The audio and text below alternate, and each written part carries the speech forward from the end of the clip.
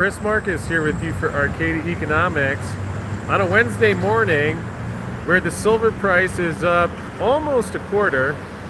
It's up a 24 cents on the Kitco chart right before I logged on here, and which on many days in history you would think, okay, what's the big deal? Although we did get another 7% CPI inflation report this morning, which is now consistently past the Fed's 2% mandate, not just by a little. I mean, it's not like they're clocking in at 2% or 3% or 4%, 5% or 6%. Now they're up to 7%. And good morning, Jenny, Alicia, and everybody else out there watching. Silver Treasures, what is up, my man? Or my woman, whichever. It's one of the great things about silver, something anybody can enjoy. And you know, I thought worthwhile just, I don't know, maybe a little silver therapy session here, because I get the comments on Twitter, I get the emails. Put my book down here. Will silver sustain? Will it sustain that whopping 24-cent rally? I don't think it matters, and perhaps getting to the place in life where you can be okay with it not mattering. Now, that's not to say, hey, if you get a bunch of silver and then you don't care, but I mean, think about it. We're, you know, with all due respect, I'm not trying to pick on political parties here, but we're in a country where we've had the Clintons, the Bushes, now the Bidens. I mean, and even forget about them. We have the Benhams, where it's like, you know, you have the crime happen. Anyone who was there and isn't, you know, zonked from the last 50 years of American life with, you know, fast food and whammy burgers and Monsanto and fluoride water. So, I mean, a lot of people, I think, just don't notice. And then you factor in the inflation, where I've really been thinking about it, where, you know, here in Mexico, it's the same thing where, at least walking around day to day, it seems like everyone's focused on what they're doing and just hoping to make enough money to get to the next paycheck. And I think people often don't get to reflect and notice that, I mean, everyone's looking back to the US for the financial markets. That was what I noticed when I lived in Europe. And yet here they've been broken. You know, and Ross, you know, it's not like I have nothing better to do than just go out and pick on Ross Benham of the CFTC, but I mean, that's a big, he didn't just steal a car or something here. I mean, this is at the heart of it. So when we see these, you know, foreign wars or troops other places, this is stolen money. This isn't just, you know, a bunch of people that made a few mistakes and they're like, oh, well, the Democrats did this, the Republicans are going to fix it, or the other way around. I mean, as I've, you know, had a couple days to reflect, and I mean, certainly in my own life, I've been moving around, mainly because I haven't found a place where I've found fun or safe. I mean, certainly Austin was kind of a wake-up call, where whatever was going on there, you know, but that aside, I mean, I've been traveling, trying to find a home, trying to arrange Silverfest, which fortunately still did happen. And quick note on the Silverfest silver ours. We got about 300 of them out to the volunteers in the big chunks so far. Everybody else, Yar's going to be publishing a video of how to check in, but your silver is still on its way.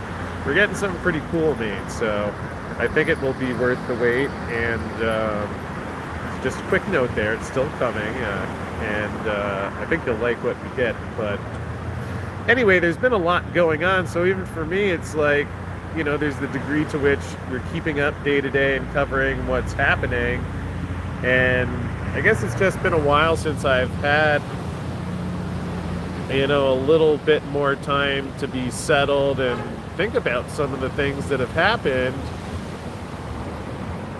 You know, because it's like, in the end, you have things happening where you get a 7% inflation print today, and you know, 7%. I mean, if you said this to people anytime, aside from how everyone's been so conditioned to gloss over it now, I mean, 10 years ago, 20 years ago, or you talk to like Jim Rogers or any of those old school folks, and if you said 7% negative yielding junk bonds, on any logical basis, the thing would have collapsed because it's a Ponzi scheme. But, you know, there's that degree that we've been trained to see this U.S. as the land of the free and honor and fight in solid capital markets. And I think there were times, or I don't know, actually. I don't realizing how I mean, we can't even get a straight answer about what's happening now, let alone 20 years ago, 50 years ago. I've kind of just, my own mental framework, chalked up anything since 1971 as kind of like Biff's world from Back to the Future 2, where it's just distorted and everything is tainted. And when you're living inside it, you don't notice yet. That doesn't mean it's not happening. And, you know, you have Ross Benham of the CFTC. He's a member of the Plunge Protection Team, the working group on capital markets. That was Reagan's and George Bush, who I read the book last year. Someone just mentioned I was angry in Austin. That's where I was reading The Bush Crime Family. The idea that these guys were presidents. I'll leave September 11th aside from now, although that's another big elephant in the room. But the idea that these guys were presidents and worship, and this isn't a political thing, but these are a lot of the same people that, you know, follow in the footsteps. This is, you know, maybe there's different teams, but Ross Benham got caught. Why does no...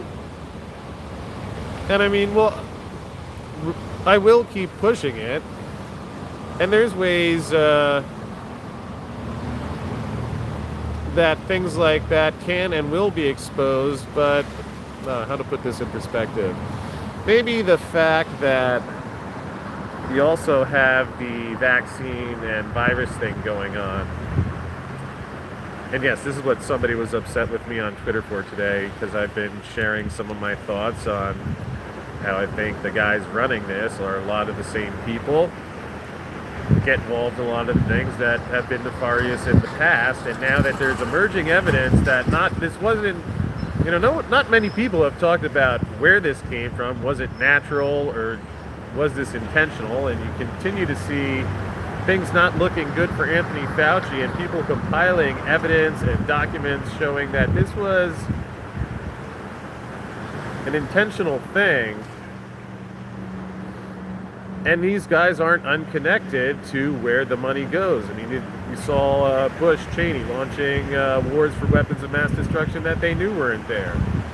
You can't do all that without having the printing press and rigging the metals. At least that's, maybe there's some other way that I can't see, but that's a general thought I've had since I got into this. And, you know, so someone was upset, well, why am I all of a sudden I never claimed to be I think he accused me of claiming to be an epidemiologist, which is not the case. I don't even play one on TV, yet to the degree that I see everyone here in Mexico is walking around wearing a mask. Why are you wearing a mask? Well, because it's the law. It says where they get it, because they're watching it on TV. TV that, you know, like CNBC, that we've seen go out of their way to avoid the truth, just like a lot of the mainstream media. So, again, I'm not going to try to convince anyone of any of those particular opinions, but just to me, they're all interconnected.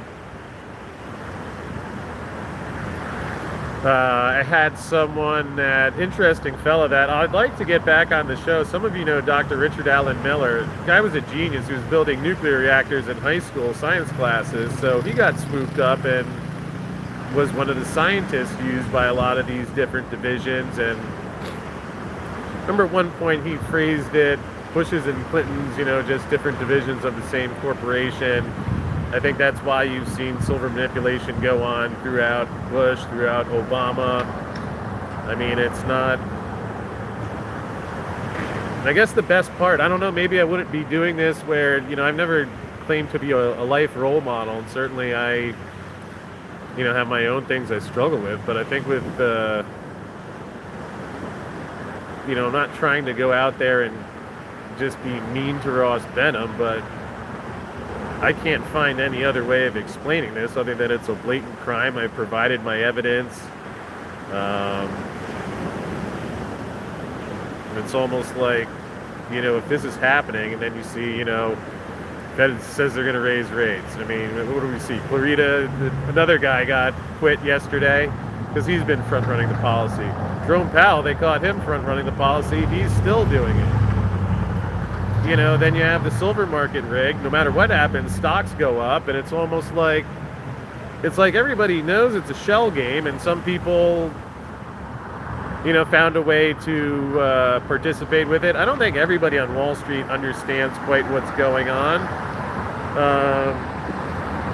Yet certainly I think a lot of the people watching this channel and others, I mean, it's clear. You see the crimes happen. It's almost like someone gets shot in the town square. Everybody knows who did it, yet the guy's still standing there with a machine gun. Maybe justice does or doesn't happen at that point, yet at least to me, it was almost like, what's the point of having a financial market if the evidence is there? People can find that, and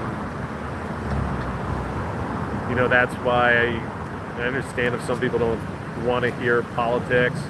I had some lady give that to me the other day. They're asking, "Oh, what are you doing here?" I was like, "Well, fleeing the U.S. government at home. They feel particularly safe there." And I get it. Like, some people don't want to hear that, and it's an unfortunate thing. Yet, I don't know, at least that's the emphasis or the intention behind doing what I do, and I think these things are connected. Hank Paulson, it goes from Goldman Sachs into the Treasury. Who were the other? I mean, we've seen tons of these. Janet Yellen from the Fed into the Treasury. I mean, so in the end, I guess any words of optimism here is that, perhaps not expecting the silver price. It'll be one of those things I continue to think it'll just go when it goes. Something else that I've wondered about, is it possible maybe we'll just continue to see premiums on physical silver rise, and they'll continue to deny the obvious, throw that Mickey Mouse COMEX thing out there. I'll be curious if they ever answer any of the questions about any of those things. I don't expect that to happen, but especially if indeed more confirmation comes out that Anthony Fauci has been lying about a lot of these things. There's plenty of that I can confirm already, but some of the stuff I'm hearing now really matches what Joey from Seattle says there. How did the German people submit to Hitler? Everything was for their safety. Again, that's why I mentioned the Bush family. Look up their involvement with Brown Brothers Harriman, which was helpful in financing the Nazis. Operation Paperclip, where a lot of Nazi scientists were brought back to the U.S. and basically at the behest of the Dulles brothers, if you would commit whatever crime they wanted, then you actually got nice lodgings and a good setup. So, I mean, some of it's almost too wild and unbelievable. If you have the stomach for it, you can look at what was admitted by the CIA of MK Ultra and things like that. That was the Bush family. That was that might have been a few years before George Bush was director, before he became vice president while Reagan was there, when they made the plunge protection team, which is what makes Rust and Benham one of the 6 top guys. Whenever you don't hear that much about it in the Wall Street Journal, but 10, 20 years ago we'd hear, oh, well, there's a big move and they intervened in the Japanese yen.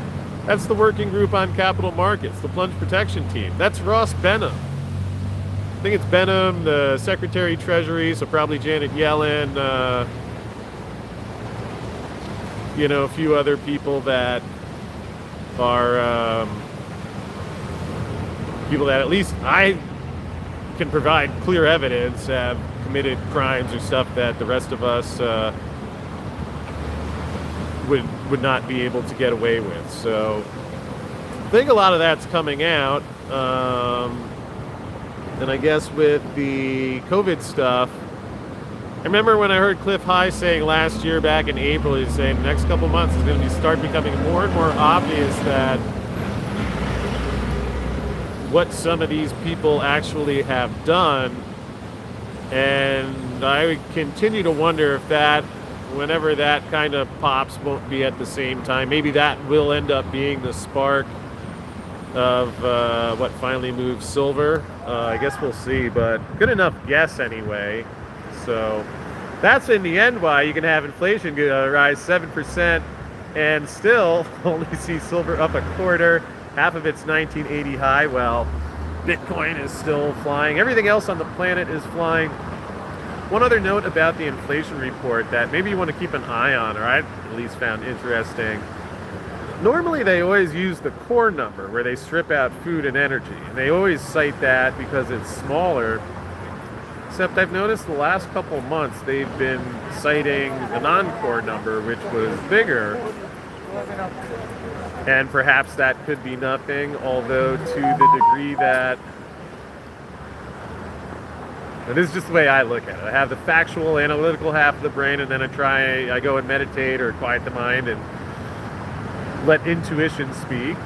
So you factor that as you will. But I guess what popped into my mind is it almost feels as if, I mean, everybody changes, not everybody, but at least these guys, in my opinion, change their story to fit what's happening and deny any culpability at all costs. I've wondered, is it almost that now they're, for whatever reason, trying to indicate that it is big, whether that's to throw Powell under the bus, or whether that's to say, oh, well, we're going to raise interest rates and get people to believe it, or for whatever reason, or maybe just because you can't deny the obvious anymore. So that part is certainly guesswork, but what you can look for yourself and see is that they have been looking at the bigger number, which is different than the core that they usually look at. And yeah, BV writes there, who's the fall guy? I think that's makes a lot of sense because you probably have a lot of people turning on each other right now. And there have been a lot of fall guys, and oh my goodness, next couple of years it'll be fun to dig into some other things. Some of the things I've been coming across that I'm in the process of verifying that I think are incredibly likely to be accurate, will be fun to dig into. So anyway, a final note before I wrap up here. We talked about Arcana Silver on the show, which had been behind schedule on a few parts of their process to get into production. And I did have one reader write in about that. Also talked with Arcana yesterday, and we are going to be putting together, we'll get Kevin and a few other comments just to give people an update of what's happening, what happened, how they're responding, what's the plan going forward, at least so that way you can have the accurate, full, up-to-date information. So hopefully next week, something like that, but you can also review last Monday's episode. I think it's about halfway through at minute 30 where we talked about it. And anyway, so I do appreciate Arcana's support. I think it's a good example of what investing in silver companies are like, where you're going to have certain things come up. Although, again, this is just for me, but if I expect a higher silver price, you know, if a mine was no longer mineable, then that's, you know, certainly concerning. But if something's delayed, at least if you're investing for the long term, that can be in your favor. Remember, Chris Marcus, you're a voice for the people who don't have a voice. Keep speaking the truth and you'll be rewarded. Well, that's certainly kind of you to say that. Although perhaps one parting thought, I hope everybody realizes they have a voice. I mean, I don't know how many people know this, but I'd burned through my savings twice, then through Yara's savings once, and we were close to shutting this down a couple of years ago. Fortunately, by that point, I'd been getting a little bit of a break from silver and studying things, you know, just the mind, the subconscious, how it really works, how you can break free from a lot of the conditioning we've all been subject to. And I would really encourage anyone out there, by all means, do what you feel comfortable with. But really one thing I'm excited about in 2022 is getting a lot more people involved. I would say within the next 2 weeks, we will have the volunteer meeting, a legal meeting, And we have a lot of things that have been getting done behind the scenes, so that people can be involved in whatever way is appropriate for you. But I hope you feel comfortable to share your voice. It's needed, perhaps now more than ever. And I can just share my opinion. Not that everything I say is correct, but at least figuring out life in the silver market to the best of my ability is my genuine intention. Mississippi Cynthia. Hi, Cynthia. Would anyone be interested in a class action lawsuit? Think I have a law firm interested? Yeah, Cynthia, send me a message. Actually, I have many things along those lines, and starting to reach out to folks.